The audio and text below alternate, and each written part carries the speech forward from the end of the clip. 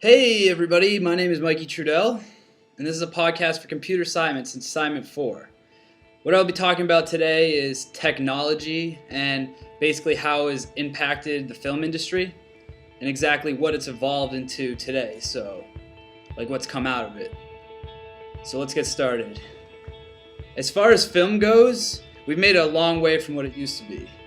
Back in the 40s and 50s, there was much more work that went into making a movie and putting touches on it with special effects and all that neat stuff that actually goes into like making the movie.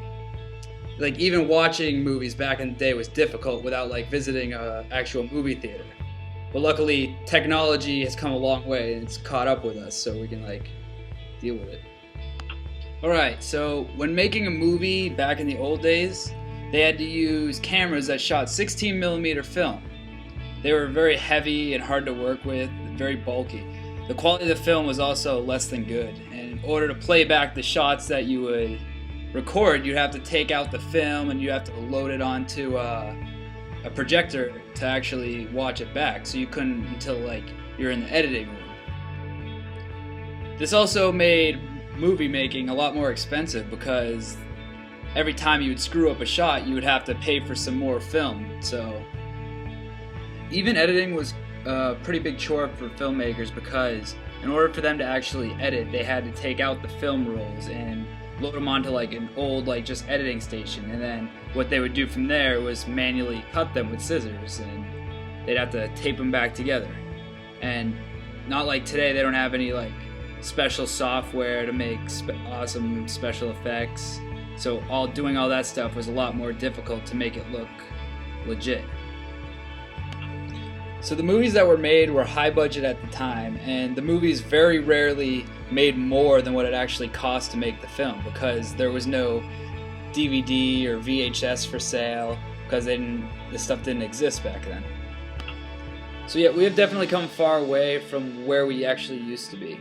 Like now we have super high definition cameras that they're way smaller, they're way less heavy, they take up way less room, and the picture on the screen is just way more incredible than any film.